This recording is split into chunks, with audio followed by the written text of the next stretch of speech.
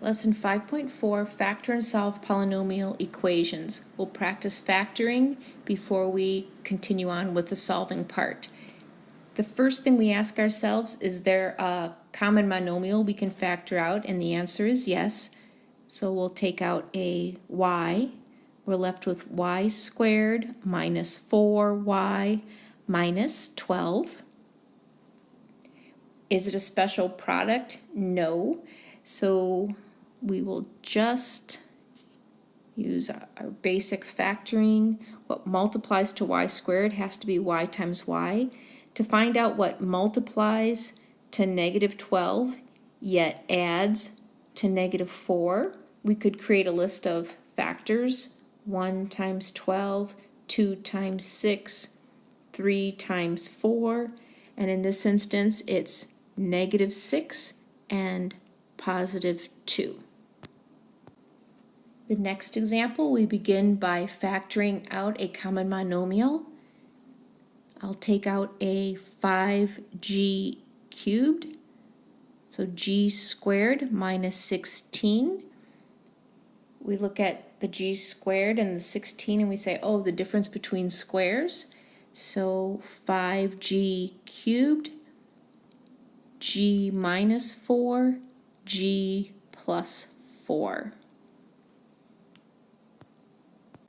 Just as we worked with the difference between squares, now we're going to look at the sum of two cubes.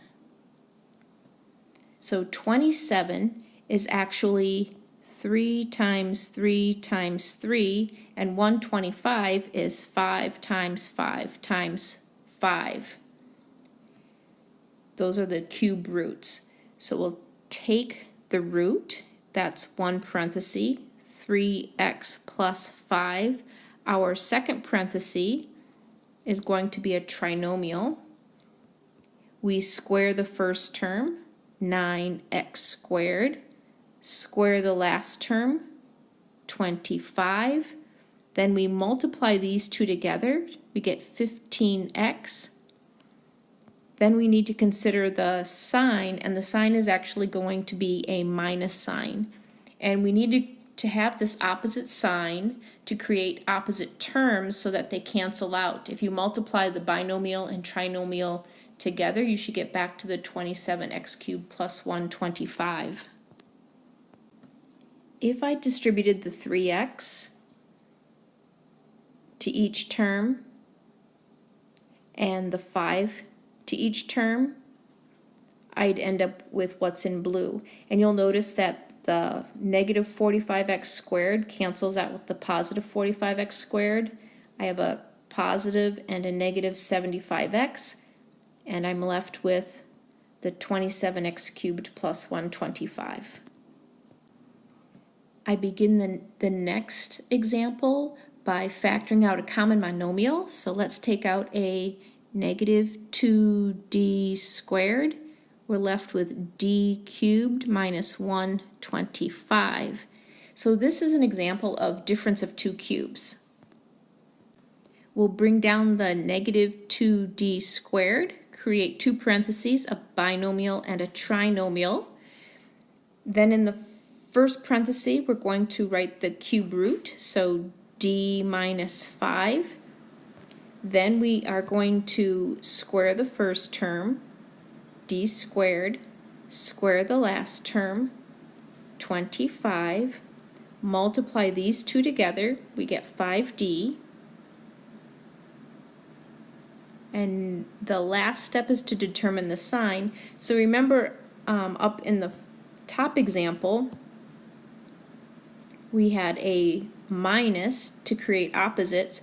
So in the bottom example, we want to create opposites by having a plus. We'll start this example again. Is there a common monomial we can factor out? And unfortunately, in this instance, we cannot. We see four terms, so we think factor by grouping.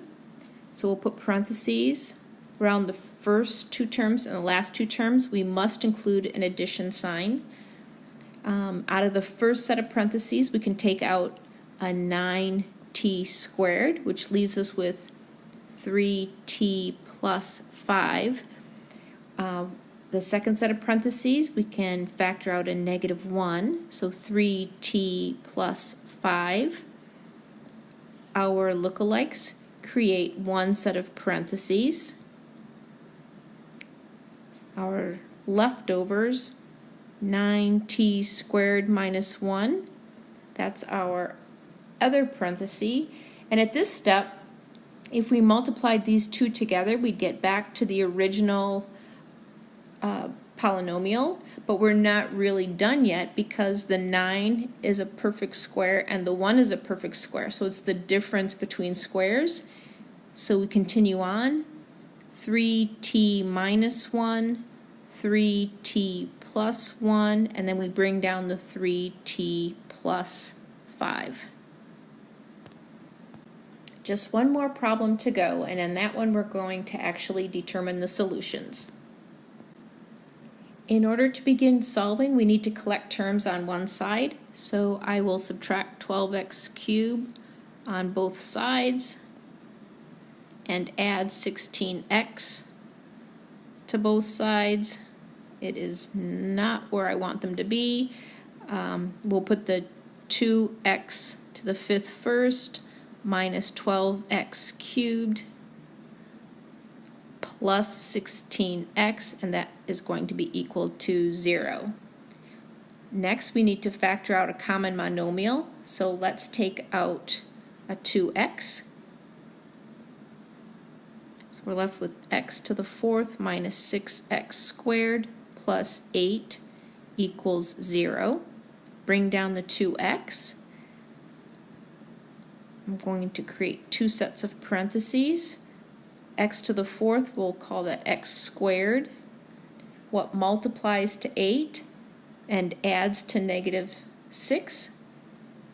That's a minus 4 and a minus 2. We're not quite done factoring. X squared minus 4 is the difference between squares. So one more time, 2x, x minus 2, x plus 2,